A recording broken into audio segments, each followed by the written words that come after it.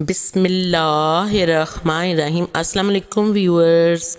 हज एक मुकद्दस फरीज़ा है और हज के बुनियादी तौर पर 5 दिन होते हैं, यानी कि 8, 9, 10, 11 और 12 जिलहज्जा। 12 जिलहज्जा को अगर आप मिना से गुरूब आफ्ताब तक निकल ना सके तो आप मज़ीद मिना में ही ठहरें और 13 जिलहज को ज़वाल के बाद रमी करके मक्का मुकरमा रवाना हो जाएं। लेकिन अफजल यही है कि खुद अपने इरादे से 12 जिलहज्जा की रमी के बाद मक्का मुकरमा ना जाएं, बल्कि मिना में ही ठहरें और 13 जिलहज की रमी के बाद मक्का मुकरमा के लिए रवाना हों।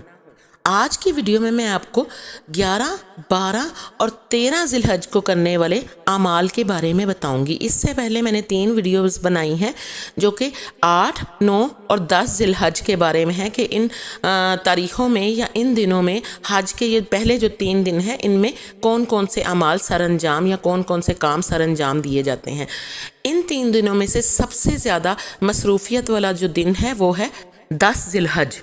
10 जिलहज को रमी के बाद आप लोगों ने अपने खैमों में वापस आ जाना है मिना में, और अगर आप चाहें तो तवाफ़े ज़ियारत के लिए भी खाना काबा जा सकते हैं। 10 जिलहज के बाद अगला दिन होगा हज का चौथा दिन, यानी कि 11 जिलहज। इस दिन अगर किसी वजह से कुर्बानी नहीं हो सकी तो 10 जिलहज को जो कुर्बानी नहीं हुई वो आज कर लें और बाल कटवा लें। आज तीनों शैतानों की रमी करनी है और इसका वक्त है ज़वाले आफ्ताब के बाद से गुरूब आफ्ताब तक। इस वक्त के दौरान आप किसी भी वक्त रमी कर सकते हैं, लेकिन गुरूब आफ्ताब के बाद रमी करना मकरूह है। रमी इसी तरीके से होगी जिस तरीके से आपने 10 जिलहज को की थी, लेकिन आज तीनों शैतानों की रमी होगी। सबसे पहले छोटे शैतान की रमी करें और इस रमी के बाद साइड में किबला रुख होकर कुछ देर दुआ करें। ये कबूलियत दुआ का वक्त है। फिर जुमरा वस्ती यानी दरमियानी जो शैतान है उसकी रमी होगी और रमी के बाद इसी तरह साइड में किबला रुख होकर कुछ देर दुआएं करें और फिर जुमरा उकबा जिसकी आपने 10 जिलहज्जा को भी रमी की थी, 10 जिलहज्जा को आपने सिर्फ जुमरा उकबा की रमी की थी। आज आपने पहले जुमरे, दूसरे जुमरे और तीसरे जुमरे यानी बड़े शैतान के पास आकर इसकी भी रमी करनी है, लेकिन इस रमी के बाद दुआ नहीं होगी क्योंकि ये सुन्नत से साबित नहीं है। अलबत्ता वापस जाते हुए जब आप मुड़ जाएंगे रमी करके तब आप दुआएं कर सकते हैं, यानी जब आपने बड़े शैतान पर जाकर, जिसको जुमरा कुबरा या जुमरा उकबा भी कहते हैं, जब उस पर आपने 7 कंकरियां मारनी हैं उसके बाद आपने वहां ठहरना नहीं है, बल्कि फौरन पलट के वापस आ जाना है और पलटते हुए दुआ करनी है। इसके बाद आपने मिना में अपने कैंप में वापस आ जाना है। अगला दिन यानी 12 जिलहज का ये आपकी रूटीन होगी कि आज भी 11 जिलहज की तरह आपने रमी करनी है, यानी शैतानों को कंकरियां मारनी हैं और 12 जिलहज्जा को कंकरियां मारने के बाद आप मिना से वापस जा सकते हैं।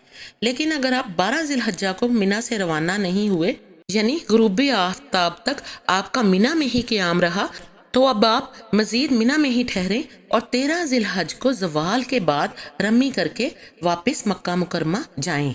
13 जिलहज्जा को भी आपने तीनों शैतानों की रमी करनी है, यानी तीनों शैतानों को जमरात के मुकाम पर जाकर आपने कंकर मारने हैं। बाज़ लोग इस दिन यानी 13 जिलहज्जा को दोपहर से पहले ही कंकरी मारकर मक्का शरीफ चल देते हैं। ये हमारे असल मज़हब के ख़िलाफ़ है, ये सही नहीं है। ज़वाल के बाद तीनों शैतानों को 11 तारीख की तरह ही यानी 11 जिलहज्जा की तरह ही कंकरियां मारनी है। फिर अगर चाहें तो सूरज डूबने से पहले मक्का शरीफ की तरफ रवाना हो जाएं, क्योंकि गुरूब आफ्ताब के बाद जाना मायूब है। और अगर 13वीं की सुबह हो गई और फिर कंकरी मारे बगैर कोई चला गया तो ये जायज़ नहीं है। अगर कोई हाजी इस तरह जाएगा तो दम यानी एक कुर्बानी का कफारा उस पर वाजिब होगा और 13वीं को कंकरी मारने का वक्त सुबह से सूरज डूबने तक है, मगर सुबह से सूरज ढलने तक मकरूह है। लिहाजा अगर किसी ने 13वीं को दोपहर से पहले कंकरी मारी तो अदा हो जाएगी, लेकिन ज़वाल के बाद मारना सुन्नत है। زوال کے بعد کنکریاں مار کر جب آپ مکہ شریف جائیں گے تو آپ کو طواف زیارت کرنا ہوگا، کیونکہ اگر آپ نے 9، 10 یا 11 ذی الحجہ کو طواف زیارت نہیں کیا تو مغرب سے پہلے پہلے آپ کو طواف زیارت ضرور کرنا ہوگا۔ لیکن بعض اوقات بہت زیادہ ہجوم ہوتا ہے، جب آپ گاڑیوں میں بھی جاتے ہیں یا ٹرین میں جاتے ہیں تو مغرب کا ٹائم نکل جاتا ہے، یعنی کہ غروب آفتاب ہو جاتا ہے، تو مغرب کے بعد اگر آپ پہنچتے ہیں تو آپ پر دم لازم آ جاتا ہے اور آپ گناہ گار بھی ہوتے ہیں۔ ہاں، اگر زوال کے بعد فوراً کنکری مار کر آپ نکل پڑیں تو آپ مغرب سے پہلے پہلے طواف زیارت کر سکتے ہیں، لیکن اس صورت میں بھی اچانک بیماری وغیرہ کے سبب اگر آپ وقت پر نہ پہنچ سکے تو آپ پر اس سے بچنے کے لیے یہی مناسب ہے کہ 10ویں یا 11ویں کو طواف زیارت سے فارغ ہو جائیں، اور 10ویں کو جائیں یا 11ویں کو، بہر صورت آپ واپس آ کر آپ نے رات مینا میں ہی گزارنی ہے۔ طواف زیارت کے بعد بیوی حلال ہوگی اور حج پورا ہوگا، کیونکہ حج کا یہ ایک فرض ہے، یعنی طواف زیارت حج کے فرائض میں شامل ہے۔ عورتوں کے لیے بھی یہ طواف زیارت فرض ہے، لیکن حیض یا نفاس کی وجہ سے اگر 12ویں تاریخ تک وہ یہ طواف نہ کر سکیں تو ان پر کوئی دم یا کفارہ لازم نہیں آئے گا، وہ جب بھی پاک ہوں طواف زیارت کر لیں۔ ہاں، اگر حیض و نفاس کے علاوہ کسی دوسرے عذر یا بیماری وغیرہ کی وجہ سے 12ویں کے غروب آفتاب کے بعد طواف زیارت کریں گی تو مردوں کی طرح ان پر بھی دم لازم آئے گا۔ طواف زیارت حج کے فرائض میں شامل ہے۔ حج کا پہلا فرض احرام، دوسرا فرض وقوف عرفہ یعنی عرفات کے میدان میں قیام، اور تیسرا فرض طواف زیارت کرنا ہے۔ بعض علماء نے سعی کو بھی حج کے فرائض میں شمار کیا ہے، اور حج کے واجبات کی جہاں تک بات ہے تو میقات سے احرام کے بغیر نہ گزرنا، عرفہ کے دن یعنی یوم عرفہ کے دن غروب آفتاب تک میدان عرفات میں رہنا، مزدلفہ میں وقوف کرنا، جمرات میں کنکریاں مارنا، قربانی کرنا۔ لیکن حجی افراد جو ہے اس میں قربانی کرنا واجب نہیں ہے۔ سر کے بال منڈوانا یا کٹوانا یہ بھی واجب ہے، سعی کرنا اور طواف وداع کرنا۔ حج کے فرائض میں سے اگر کوئی ایک فرض چھوٹ جائے تو حج صحیح نہیں ہوگا اور اس کی تلافی دم سے بھی ممکن نہیں۔ تو میرے پیارے بہنوں اور بھائیوں، آپ کو احرام، وقوف عرفہ اور طواف زیارت ضرور کرنا ہوگا، لیکن اگر واجبات میں سے کوئی ایک واجب چھوٹ جائے تو حج صحیح ہو جائے گا مگر جزا لازم ہوگی۔